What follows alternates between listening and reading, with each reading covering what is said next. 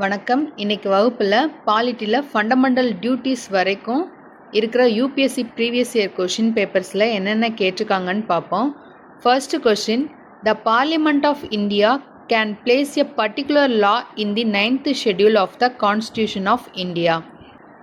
நம்ம fundamental rights கிளாஸில் பார்த்தோம்.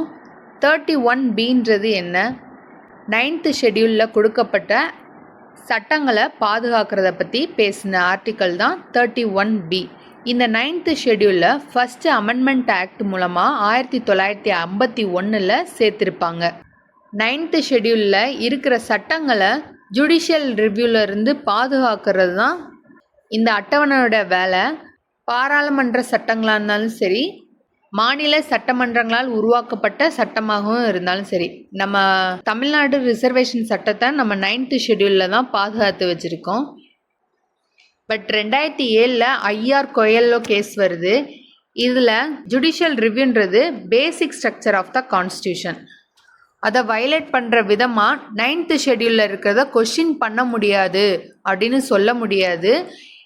9th ஷெட்யூலில் இருக்கிற சட்டங்கள் ஆர்டிகல் 14, 15, 19 மற்றும் 21 இதை வயலேட் பண்ணுற மாதிரி இருந்துச்சுன்னா கோர்ட்டு கொஸ்டின் பண்ணுவாங்க அப்படின்ற ஒரு ஜட்ஜ்மெண்ட்டை கொடுக்குறாங்க. அதுவுமே முன் தேதியிட்டு சொல்கிறாங்க. ஏப்ரல் 24, 1973 அப்புறம் இருக்கிற சட்டங்கள் உரிமை மீறும் போது அதன் மீது நடவடிக்கை எடுக்கப்படலாம் அப்படின்றத சொல்கிறாங்க. ஏன் இந்த டேட்டை மென்ஷன் பண்ணுறாங்கன்னா, கேசவானந்த பாரதி கேஸில் தான் பேசிக் ஸ்ட்ரக்சர்ன்ற ஒரு கான்செப்டையும் உருவாச்சுன்னு நம்ம பார்த்தோம். அந்த ஏப்ரல் 24, 1973 தான் இந்த ஜட்ஜ்மெண்ட் கொடுத்துருப்பாங்க. அந்த தேதிக்கு அப்புறம் 9th ஷெட்யூலில் சட்டங்களோ இல்லை ரெகுலேஷன்ஸோ எது இருந்தாலும் அதை ஜுடிஷியல் ரிவ்யூக்கு கீழே வரும் அப்படின்னு சொன்னது ஐஆர் கொஹெல்லோ கேஸ் 2007. ஓகே, இப்போ இந்த கொஷினில் என்ன கேட்டிருக்காங்க, Parliament of India can place a particular law in the 9th schedule of the Constitution of India. Correct. 9th ஷெட்யூலில் பார்லிமெண்ட்னாலும் சட்டங்களை வைக்க முடியும். First one correct. Validity of a law placed in the 9th schedule cannot be examined by any court and no judgment can be made on it. இதில் என்ன சொல்லியிருக்காங்க, 9th ஷெட்யூலில் இருக்கிறத கோர்ட்னால question பண்ண முடியாது, அதாவது எக்ஸமைன் பண்ண முடியாது. இதை பற்றின எந்த தீர்ப்புலையும் சொல்லலை அப்படின்னு சொல்லியிருக்காங்க. அது தவறு. ஐஆர் கொஹெல்லோ கேஸ் இது ரிலேட்டடாக தான் பேசியிருக்கு. 9th ஷெட்யூல் இருக்கிறதையும் எக்ஸமைன் கோர்ட்னால பண்ண முடியும். ஏன்னா ஜுடிஷியல் ரிவ்யூன்றதும் ஒரு பேசிக் ஸ்ட்ரக்சர் தான். ஸோ அதனால் அதை வயலேட் பண்ணுற விதமாக பண்ண முடியாது அப்படின்னு ஐஆர் கொஹெல்லோ கேஸில் தீர்ப்பு வழங்கியிருப்பாங்க. ஸோ செகண்ட் மட்டும் தவறு, first one correct. Option A answer. Next rule of law, சட்டத்தின் ஆட்சியை பற்றி கேட்டிருக்காங்க. சட்டத்தின் ஆட்சியோட மெயின் நோக்கம் என்ன? சட்டம்தான் மேலோங்கி இருக்கணும், ஆர்பிட்ரேரி பவர்ஸை குறைக்கணும். இதுதான் இதோட மெயின் நோக்கம். சட்டத்தின் முன் எல்லாரும் சமம் அப்படின்றத சொல்கிறது தான் சட்டத்தின் ஆட்சி. இதில் என்ன கொடுத்துருக்காங்க, limitations of powers. Correct. Second equality before law, சட்டத்தின் முன் அனைவரும் சமம். இதுவும் correct. People's responsibility to the government. Rule of லான்றது சட்டத்தை பற்றி தான் பேசுவாங்க. இங்கே அரசிற்கு மக்கள் கடமைப்பட்டவர்கள் அப்படின்னு சொல்லியிருக்காங்க. அது தவறு. Fourth one liberty and civil rights. இதில் நீங்கள் ஃபர்ஸ்ட் 2 தான் வச்சே நீங்கள் ஆன்சரை போட்டுடலாம். 1 and 2, இதில் 1 and 2 எங்கே இருக்குது? ஆப்ஷன் சியில் தான் இருக்குது. ஸோ டியில் 1, 2, 3, 4 இருக்குது. So option C answer. Next question, right to privacy is protected as an intrinsic part of right to life and personal liberty. Which of the following in the Constitution of India correctly and appropriately imply the above statement அப்படின்னு கொடுத்துருக்காங்க. இதில் என்ன சொல்லியிருக்காங்கன்னா, right to life and personal liberty, வாழும் மற்றும் தனி மனித உரிமை சுதந்திரம். இது எதுக்கு கீழே பார்த்தோம்? ஆர்டிக்கல் 21க்கு கீழே தான் இந்த சரத்து இருக்குது. இதில் ரைட் டு ப்ரைவசி அப்படின்றது ஒரு பார்ட்டாக எதில் இருக்குது அப்படின்னு கேட்டிருக்காங்க. இந்த ஆர்டிக்கல் 21க்கு கீழே ரைட் டு ப்ரைவசின்றது ஒரு பார்ட்டாக இருக்குது அப்படின்னு பார்த்தோம். இந்த ஜட்ஜ்மெண்ட்டை எதில் கொடுத்துருப்பாங்க? புட்டசாமி கேஸ் 2017 சொல்லியிருப்பாங்க. ஸோ ஆன்சர் என்ன? Article 21 and the freedoms guaranteed in part 3. Which principle among the following was added to the directive principles of state policy by the 42nd amendment to the constitution? இதில் என்ன கேட்டிருக்காங்க? 42வது amendment மூலமாக டிபிஎஸ்பியில் எதை add பண்ணாங்க அப்படின்ற கேட்டிருக்காங்க. Equal pay for equal work for both men and women. இது 39 class டியில் சொல்லப்படுது. நம்ம 39 கிளாஸ் எஃப்ல தான் ஆட் பண்ணியிருப்போம். 39 கிளாஸ் எஃப் குழந்தைகளின் சுகாதார மேம்பாட்டிற்கு வழிவகை செய்தல். இதை தான் நம்ம 42வது அரசியலமைப்பு சட்டத்திருத்தம் மூலமாக சேர்த்திருப்போம். Participation of workers in the management of industries. இது ஆர்டிகல் 43A தொழிற்சாலை நிர்வாகத்தில் தொழிலாளர்களின் பங்கேற்பை உறுதி செய்தல். இதை 42வது அமெண்ட்மெண்ட் மூலமாக சேர்த்திருப்போம். வேறு எதெல்லாம் 42வது அமெண்ட்மெண்ட் மூலமாக சேர்த்திருப்போம்னா article 39A legal aid to the poor இலவச சட்ட உதவி. ஆர்டிகல் 48A சுற்றுச்சூழலை பாதுகாக்கிறது, காடுகள் மற்றும் வனவிலங்குகளை பாதுகாக்கிறது. இதையும் நம்ம 42வது அமெண்ட்மெண்ட் மூலமாக தான் சேர்த்தோம். இதில் ஆப்ஷன் பி ஆன்சர். இந்த கொஸ்டினில் ரைட்ஸுன்றது என்ன அப்படின்ற மாதிரி கேட்டிருக்காங்க. ஃபர்ஸ்ட் இதில் என்ன கொடுத்துருக்காங்க? ரைட்ஸுன்றது ஸ்டேட்டுக்கு அகெயின்ஸ்டாக சிட்டிசனுக்கு கொடுக்கப்பட்ட உரிமை அப்படின்னு கொடுத்துருக்காங்க. First one correct. செகண்டில் என்ன கொடுத்துருக்காங்க? Rights or privileges which are incorporated in the constitution of a state. மீதி ஆப்ஷன்ஸ்லாம் என்ன கொடுத்துருக்காங்கன்னு பாருங்கள். ரைட்ஸுன்றது சிட்டிசனுக்கு அகெயின்ஸ்டாக அரசுக்கு கொடுக்கப்பட்ட உரிமைன்னு கொடுத்துருக்காங்க. சிட்டிசனுக்கு கொடுக்கப்பட்ட ப்ரிவிலேஜஸ் அப்படின்னு கொடுத்துருக்காங்க. அதுவும் தவறு. ரைட் டு ஈக்குவாலிட்டின்றதே ஒன் ஆஃப் த ரைட்ஸ் தான். ஸோ இது தவறு. ப்ரிவிலேஜஸ் கொடுக்கறது கிடையாது. Option A answer. இந்த கொஸ்டினில் என்ன கேட்டிருக்காங்க? டிபிஎஸ்பி எதை லிமிட் பண்ணுறது அப்படின்னு கேட்டிருக்காங்க. லெகிஸ்லேட்டிவ் ஃபங்க்ஷன்லையா இல்லை எக்ஸிக்யூட்டிவ் ஃபங்க்ஷன்லையான்ட்டு. இப்போ டைரெக்டாக லெகிஸ்லேட்டிவ் ஃபங்க்ஷன் எக்ஸிக்யூட்டிவ் ஃபங்க்ஷன்னு கொடுத்ததும் நம்ம ரெண்டுமே ஆப்ஷன் போத் 1 and 2 அப்படின்னு போட்டுறக்கூடாது. இதில் என்ன கேட்டிருக்காங்க? லிமிட்டேஷன் கொடுத்துருக்காங்க. நம்ம டைரக்டிவ் பிரின்சிபல்ஸ்ன்றது இன்ஸ்ட்ரக்ஷன்ஸ் தான் கொடுக்குது, கவர்மெண்ட்டோட ரோலை லிமிட் பண்ணலை. ஃபண்டமெண்டல் ரைட்ஸ் தான் கவர்மெண்ட்டோட ரோலை லிமிட் பண்ணும். இதெல்லாம் நீங்கள் பண்ணாதீங்க அப்படின்னு. டைரக்டிவ் பிரின்சிபல்ன்றது நீங்கள் உங்களுடைய பாலிசியில் இதெல்லாம் நீங்கள் கடமைகளாக எடுத்துக்கோங்க, இந்த இன்ஸ்ட்ரக்ஷனையும் பண்ணிக்கோங்க அப்படின்னு அறிவுறுத்தல் பேரில் தான் சொல்லும். நீங்கள் பண்ணவே பண்ணாதீங்க அப்படின்னு லிமிட் பண்ணாது. ஸோ இதில் கொடுத்துருக்க ரெண்டுமே தவறு.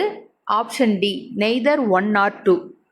ஃபண்டமெண்டல் டியூட்டிஸ் ரிலேட்டடாக கொஷின் கேட்டிருக்காங்க. ஃபண்டமெண்டல் டியூட்டிஸ்ன்றது சிட்டிசன்ஸ்க்கு மட்டும்தான். ஃபண்டமெண்டல் ரைட்ஸ் மாதிரி சிட்டிசனுக்கும் ஃபாரினர்ஸ்க்கும் கிடையாது. ஃபண்டமெண்டல் ரைட்ஸும் ஃபண்டமெண்டல் டியூட்டிஸும் கோரிலேட்டிவ், அதாவது ரெண்டும் ஒன்றுக்கு ஒன்று தொடர்புடையது அப்படின்னு சொல்லுவாங்க. அதனால் ரெண்டையும் தனியாக பிரிக்க முடியாது. ஃபண்டமெண்டல் டியூட்டிஸோட ஃபீச்சர்ஸ்னால் நம்ம என்ன பார்த்தோம்? நான் ஜஸ்டிசபிள். டிபிஎஸ்பி மாதிரி இதுவும் நான் ஜஸ்டிசபிள், என்ஃபோர்ஸ் பண்ணலாம். ஃபார் எக்ஸாம்பிள், இப்போ தேசிய கொடி, தேசிய கீதம் இதெல்லாம் நம்ம மதிக்கணும்னு சொல்கிறது ஒரு ஃபண்டமெண்டல் டியூட்டியா? இதுக்காக பார்லிமெண்ட் சட்டம் கொண்டுட்டு வர நடைமுறை இருக்குது. அப்போ கொடுத்துருக்க ஃபர்ஸ்ட் ஒன் கரெக்ட் தான். A legislative process has been provided to enforce these duties. நம்ம கடமைகளை காப்பாற்றுறதுக்காக நம்ம சட்டம் இயற்றலாம் அப்படின்னு கொடுத்துருக்காங்க. ஃபர்ஸ்ட் ஒன் கரெக்ட் தான். பட் இதை எக்ஸ்பிளிசிட்டாக நம்ம கான்ஸ்டியூஷனில் மென்ஷன் பண்ணலை. செகண்ட் ஒன் என்ன கொடுத்துருக்காங்க? They are correlative to legal duties. Fundamental டியூட்டிஸ்ன்றது எதோட கோ ரிலேட்டிவ்? ஃபண்டமெண்டல் ரைட்ஸோட. ஸோ இது லீகல் டியூட்டிஸோட கோ ரிலேட்டிவ் அப்படின்னு கொடுத்துருக்காங்க. தவறு. ஆன்சர் என்ன கொடுத்துருக்காங்கன்னா D neither 1 or 2. But first one correct தான். மேபி கான்ஸ்டியூஷனில் எக்ஸ்பிளிசிட்டாக மென்ஷன் பண்ணலன்றதுனால ஆன்சர் நெய்தர் 1 or 2ன்னு கொடுத்துருக்காங்க. பார்லிமெண்ட்டுக்கு இந்த பவர் இருக்குது. ஓகே, இந்த கொஸ்டினில் என்ன கேட்டிருக்காங்க? ப்ரியாம்பிளில் எது கொடுக்கப்படலை அப்படின்னு கேட்டிருக்காங்க. லிபர்ட்டியில், அதாவது சுதந்திரத்தில் 5 வகையான சுதந்திரம் கொடுக்கப்பட்டதுன்னு பார்த்தோம். Thought, expression, belief, faith, worship. அதாவது எண்ணம், சிந்தனை, நம்பிக்கையில், பற்றார்வத்தில் மற்றும் வழிபாட்டில் சுதந்திரம். இதில் எக்கனாமிக் லிபர்ட்டி, பொருளாதார சுதந்திரம்னு ஒன்று கொடுக்கல. So option B answer. இந்த கொஸ்டினில் ஃபண்டமெண்டல் ரைட்ஸ்க்கும் ஃபண்டமெண்டல் டியூட்டிஸ்க்கும் உள்ள ரிலேஷன்ஷிப் என்ன அப்படின்னு கேட்டிருக்காங்க. உரிமைகளும் கடமைகளும் ஒன்றுக்கொன்று தொடர்புடையது. So option A answer. Mind of the makers of the constitution of India is reflected in which of the following. இந்த கொஸ்டினில் ரைட் அகெயின்ஸ்ட் எக்ஸ்ப்ளாய்டேஷன், சுரண்டலுக்கு எதிரான உரிமை எதெல்லாம் கேட்டிருக்காங்க. 2 உரிமை தான் சுரண்டலுக்கு எதிரான உரிமை, ஆர்டிகல் 23 மற்றும் 24. Prohibition of traffic in human beings and forced labour, article 23. So first one correct. Abolition of untouchability, இது ஆர்டிகல் 17. சமத்துவ உரிமைக்கு கீழே தான் அபாலிஷன் ஆஃப் அன்டச்சபிலிட்டி, அதாவது தீண்டாமை ஒழிப்பு வரும். ஸோ இது தவறு. Protection of the interest of minorities, இது சிறுபான்மையினருக்கான உரிமைக்கு கீழே வரும். தேர்ட் ஒன்னும் தவறு. ஃபோர்த் ஒன் என்ன கொடுத்துருக்காங்க, prohibition of employment of children in factories and mines, குழந்தை தொழிலாளர் முறைக்கு எதிராக கொடுக்கப்பட்டது தான் இந்த சரத்து. ஸோ 1 4 கரெக்டு. Option C answer.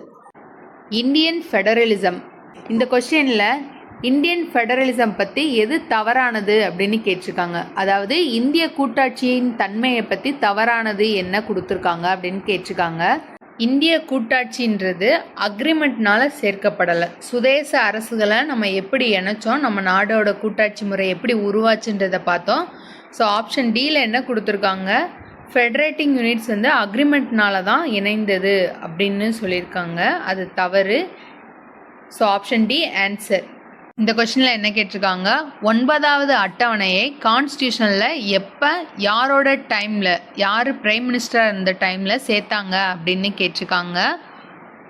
9th ஷெட்யூலில் எப்போ ஆட் பண்ணாங்கன்னு பார்த்தோம். ஃபஸ்ட்டு அமெண்ட்மெண்ட் மூலமாக 1951 நம்ம கான்ஸ்டியூஷனில் சேர்த்துருப்பாங்க. அந்த டைமில் யார் பிரைம் மினிஸ்டராக இருந்தார், ஜவஹர்லால் நேரு அவர்கள். So option A answer. Which article of the Constitution of India safeguards one's right to marry the person of one's choice? இதை நமக்கு வாழும் மற்றும் தனி மனித உரிமை சுதந்திரத்துக்கு கீழே ஆர்டிகல் 21 கொடுத்துருக்காங்கன்னு பார்த்தோம். So option B answer. Which one of the following categories of fundamental rights incorporates protection against untouchability as a form of discrimination? தீண்டாமை ஒழிப்புன்றது சமத்துவ உரிமைக்கு கீழே கொடுத்துருக்காங்க. So option D right to equality தான் answer. In India separation of judiciary from the executive is enjoined by. அரசின் பொது பணிகளில் நீதித்துறையை நிர்வாகத்திலிருந்து பிரிக்கிற ஆர்டிக்கல் என்னதுன்னு பார்த்தோம், 50. ஸோ இது எதில் இருக்குது, directive principles of state policy, அரசின் நெறிமுறை கோட்பாடுகளில் இருக்குது. So option B answer. Constitutional government அப்படின்னா என்ன அப்படின்னு கேட்டிருக்காங்க. லிமிட்டட் கவர்மெண்ட்டை தான் கான்ஸ்டியூஷனல் கவர்மெண்ட். இப்போ ரூல் ஆஃப் லான்றது என்ன, சட்டத்தின் ஆட்சி. கான்ஸ்டியூஷனல் கவர்மெண்ட் அப்படின்றது அரசியலமைப்பின் வாயிலாக அரசாங்கத்தை நிர்வகிக்க போகுது. அரசாங்கத்தின் அதிகாரத்தை எல்லாம் மீறிடக்கூடாதுன்னு நம்ம லிமிட் பண்ணுவோம். So D limited government.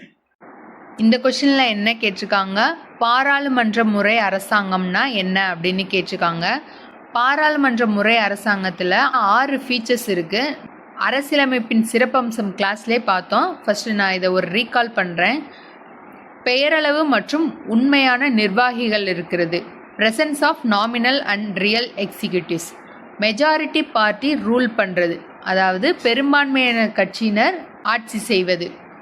Membership of the ministers in the legislature. சட்டமன்றங்களில் உறுப்பினராக இருக்கவங்க தான் மினிஸ்டராக இருக்க முடியும், அமைச்சராக இருக்க முடியும். கீழவையை கலைக்கும் அதிகாரம். Dissolution of the lower house. Leadership of the prime minister or the chief minister. தலைமை தாங்குபவர்கள் யார், பிரதம மந்திரி, ஸ்டேட்டில் முதலமைச்சர். Collective responsibility of the executive to the legislature.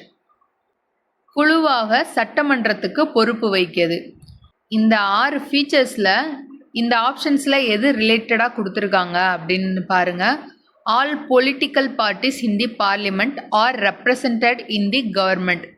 எல்லா கட்சியினரும் நம்ம கவர்மெண்ட்டில் பங்கேற்பது அப்படின்னு கொடுத்துருக்காங்க.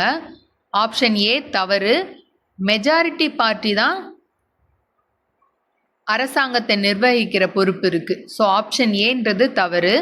செகண்ட் என்ன கொடுத்துருக்காங்க, the government is responsible to the parliament and can be removed by it. இது கரெக்டு. மற்ற ஆப்ஷன்ஸில் என்ன கொடுத்துருக்காங்கன்னு பாருங்க. Government is selected by the people and can be removed by them. மக்களால் தேர்ந்தெடுக்கப்பட்டு மக்களால் நீக்கப்படுகிறார்கள் அப்படின்னு கொடுத்துருக்காங்க. இது மக்களாட்சியை குறிக்குது. ஸோ இந்த ஆப்ஷனும் தவறு. ஆப்ஷன் டியில் என்ன கொடுத்துருக்காங்க, government is chosen by the parliament but cannot be removed by it before completion of a fixed term. பார்லிமெண்ட்னால அரசாங்கத்தை செலக்ட் பண்ணுறாங்க அப்படின்னு சொல்லியிருக்காங்க. மெஜாரிட்டி பார்ட்டி யாரோ அவங்க தான் என்ன பண்ண முடியும், அரசாங்கத்தை அமைக்க முடியும். அப்போ அதுவும் தவறு. கவர்மெண்ட்டோட 5 வருட பீரியட் முடிகிற வரைக்கும் அவர்களை நீக்க முடியாது அப்படின்னு கொடுத்துருக்காங்க. கீழவையை கலைக்கும் அதிகாரம் பார்லிமெண்ட்ரி ஃபார்ம் ஆஃப் கவர்மெண்ட்டோட ஃபீச்சர்ஸ். ஸோ டியும் தவறு. Option B answer. Next question, அரசியலமைப்பின் எந்த பகுதி நல அரசை குறிக்குது அப்படின்னு கேட்டிருக்காங்க. Which part of the constitution of India declares the ideal of welfare ஸ்டேட்டுன்னு கேட்டிருக்காங்க. டிபிஎஸ்பியோட நோக்கமே நல அரசை உருவாக்குவது தான். So option A answer. Next question, writ of prohibition is an order issued by the Supreme Court or High Courts too. தடையுறுத்தும் நீதி பேராணை யாருக்கு யாரின் கீழ் இஷ்யூ பண்ணப்படுகிறது அப்படின்னு கேட்டிருக்காங்க. இந்த தடையுறுத்தும் நீதி பேராணையை யார் விதிக்கலாம், ஜுடிஷியல் அப்படி இல்லைன்னா குவாசி ஜுடிஷியல் அத்தாரிட்டிஸ். சட்டமன்றங்களுக்கோ அட்மினிஸ்ட்ரேட்டிவ்க்கோ விதிக்க முடியாதுன்னு பார்த்துருந்தோம். ஜுடிஷியல் அத்தாரிட்டிஸ் மேல் கோர்ட்லேருந்து கீழ் கோர்ட்டுக்கு ஆர்டரை இஷ்யூ பண்ணுவாங்க. ஆப்ஷன் சியை தவிர மீதி இருக்கிற ஆப்ஷன் எல்லாமே சட்டமன்ற மற்றும் நிர்வாக அமைப்பை குறிப்பிடுறாங்க. சி மட்டும்தான் லோயர் கோர்ட்டுக்கு சுப்ரீம் கோர்ட் இஷ்யூ பண்ணுறதை பற்றி பேசியிருக்காங்க. So option C answer. இந்த கொஸ்டினில் 8th ஷெட்யூலில் அதாவது 8வது அட்டவணையில் 71வது அரசியலமைப்பு சட்ட திருத்தம் மூலம் சேர்த்த மொழிகள் என்னென்ன அப்படின்னு கேட்டிருக்காங்க. 71வது சட்ட திருத்தம் மூலமாக 3 லாங்குவேஜை 8th ஷெட்யூலில் சேர்த்துருப்பாங்க. கொங்கணி, மணிப்பூரி, நேபாளி. இந்த மைதிலின்றது 92nd அமெண்ட்மெண்ட் ஆக்ட் 2003 சேர்த்துருப்பாங்க. So 1, 2, 3 answer. 92வது அமெண்ட்மெண்ட் மூலமாக எந்தெந்த மொழியை சேர்த்தாங்க, Bodo, Dogri, Maithili, Santhali. Next question, statement 1ன்றது என்ன கொடுத்துருக்காங்கன்னா, constitution day is celebrated on 26th November every year to promote constitutional values among citizens. அரசியலமைப்பு தினம் ஒவ்வொரு வருடமும் 26ஆம் தேதி நவம்பர் மாதம் கொண்டாடப்படுகிறது அப்படின்னு கொடுத்துருக்காங்க. இது கரெக்டு. ஸ்டேட்மெண்ட் 2ன்றது என்ன, on 26th November 1949 the Constitution Assembly of India set up a drafting committee under the chairmanship of Dr. P.R. Ambedkar to prepare a draft constitution of India. வரைவுக்குழு யாரின் தலைமை கீழ் உருவாக்கப்பட்டது, டாக்டர் P.R. அம்பேத்கர் தலைமையின் கீழ் தான். But அது எப்போ உருவாக்கப்பட்டதுன்னு கொடுத்துருக்காங்க, 26 நவம்பர் 1949. இந்த டேட்டில் நம்ம கான்ஸ்டியூஷன் அசம்பிளி கான்ஸ்டியூஷனையே உருவாக்கியிருப்பாங்க. ஸோ 26 நவம்பர் 1949 கான்ஸ்டியூஷன் அசம்பிளி கான்ஸ்டியூஷனை அக்செப்ட் பண்ண நாள். அதை நினைவு கூறும் விதமாக தான் நம்ம கான்ஸ்டியூஷனல் டே கொண்டாடுறோம். ஸ்டேட்மெண்ட் 1 மற்றும் correct, statement 2 incorrect. So option C answer. Next question, in India, which one of the following constitutional amendments was widely believed to be enacted to overcome the judicial interpretations of the fundamental rights? இந்த கொஸ்டினில் என்ன கேட்டிருக்காங்க, நீதித்துறையால் கொடுக்கப்பட்ட அடிப்படை உரிமைகள் பற்றிய கருத்துகளுக்கு எதிராக எந்த அரசியலமைப்பு சட்ட திருத்தம் கொண்டு வந்தாங்க அப்படின்னு கேட்டிருக்காங்க. ரிசர்வேஷன் பார்க்கும்போதே பார்த்தோம். செண்பகம் துரைராஜன் கேஸில் ஹைகோர்ட் இடஒதுக்கீடு ஃபண்டமெண்டல் ரைட்ஸ்க்கு எதிரானது அப்படின்னு ஒரு தீர்ப்பை கொடுத்துருப்பாங்க. இதை சுப்ரீம் கோர்ட்டும் உறுதி செஞ்சுருப்பாங்க. ஆனால் ஃபஸ்ட்டு கான்ஸ்டியூஷனல் அமெண்ட்மெண்ட் மூலமாக இடஒதுக்கீடை கொண்டுட்டு வந்திருப்பாங்க நம்ம government. So first amendment act 1951ன்றது கரெக்டான answer. Next question, in essence what does due process of law mean? Due process of லான்றதை எந்த கேஸ்லேருந்து கொண்டு வந்தாங்க? மேனஹா கேஸ் 1978. இந்த சட்டத்தோட முக்கிய நோக்கம் என்ன? நியாயமான முறையில் சட்டங்கள் இருக்குதான்றத பார்க்குறது தான் இந்த சட்டத்தோட மெயின் நோக்கம். ஆப்ஷன்ஸில் என்னென்ன கொடுத்துருக்காங்கன்னு பாருங்கள். இதில் பிரின்சிபல் ஆஃப் நேச்சுரல் ஜஸ்டிஸ், அதாவது இயற்கை நீதி கொள்கைன்றது நியாயமான முறையில் அடிப்படையில் அமைந்ததாக தான் இருக்கும். ஸோ ஆப்ஷன் ஏன்றது answer. Next question, what was the exact constitutional status of India on 26th January 1950? 1950 நம்ம கான்ஸ்டியூஷனில் ப்ரியாம்பிளில் சாவரின் டெமோக்ராட்டிக் ரிப்பப்ளிக் இந்த கண்டென்ட் தான் இருக்கும். சோசியலிஸ்ட் செக்யூலர் இது ரெண்டையுமே நம்ம 42nd அமெண்ட்மெண்ட் மூலமாக ஆட் பண்ணியிருப்போம். So option B answer. Next question, what is the position of the right to property in India? Right to ப்ராப்பர்ட்டியை 44வது அமெண்ட்மெண்ட் மூலமாக ஃபண்டமெண்டல் ரைட்லேருந்து லீகல் ரைட்டாக மாற்றிட்டாங்க. பட் அது சிட்டிசனுக்கு மட்டுமா இல்லை எல்லாருக்குமா அப்படின்றதுல கேள்வி இருக்குது.